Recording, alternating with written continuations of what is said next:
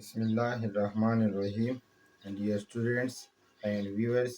आज हम inverse commutation relation या यूँ कहें कि ये जो हम एंटी साइक्लिक आ रहे हैं उनका कम्यूटेशन रिलेशन किस तरह होगा। इससे पहले हमने ये किया था कि y और z है तो इसका हम साइक्लिक करते थे x से y और y से z, z से x की तरफ। आज हम जो कर रहे हैं वो इसका इन्वर्स है। इन्वर्स किस तरह है, यानी x से z, z से y और y से x की तरफ जाएंगे। तो आज जो हमारा कम्यूटेशन या कम्यूटेटर रिलेशन जो है वो ये है कि एल एक्स और पी जेड। एल एक्स तो पी वाई तो होना चाहिए था, लेकिन हमने लिख लिया L x P Z, x से जेड की तरफ आए तो ये एंटी हो गया। तो ये हमारे पास बराबर है माइनस आयोटा एच काटा। अब ये एक्स है और जेड है, ये एक्स मौजूद है और जेड मौजूद है, तो आपका आ जाएगा पी वाई, यानी ये वाई वाला टर्म रह गया था, एक एक्स हो गया था और दूसरा जेड, तो वाई वाला टर्म रह गया था तो वाई वाला हमने लिख लिया। अब हमने क्या मालूम करना है, एल एक्स का तो हमें पता है कि एल एक्स किस चीज़ के बराबर है। एल एक्स बराबर है Y P Z minus Z P Y. किस तरह, अगर ये एक्स है तो आपके पास y आ जाएगा, y के बाद z। अब इन दोनों को उल्टा कर दें, इन दोनों को आपने उल्टा करना है तो y पी जेड, इसके साथ काम पी जेड ये बराबर है किस चीज़ के, माइनस एटा एच काटा पी वाई।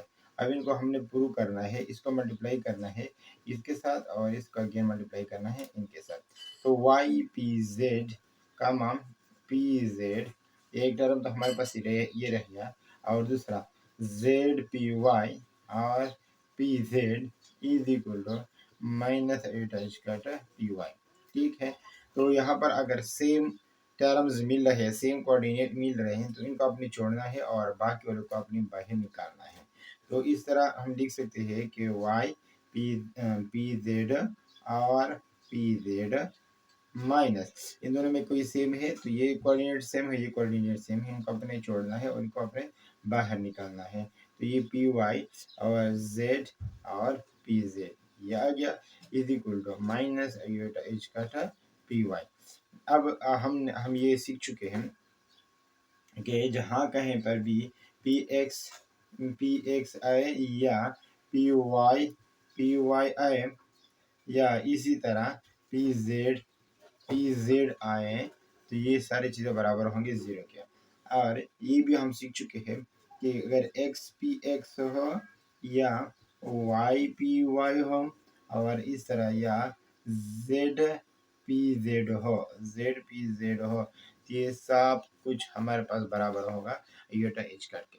तो ये तो हमें पता है पहले से कि किस चीज़ के बराबर होंगे, आयोटा एच काट के।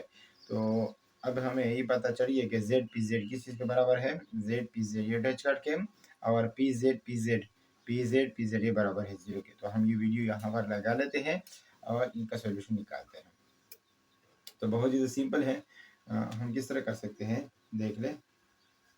y और ये पी जेड किस चीज़ के बराबर आ गया, ज़ीरो के। ठीक है, ये टर्म हमारे पास ज़ीरो के बराबर आ गया, माइनस पी वाई और ये किसी से बराबर हो गया आयोटा एच काट के।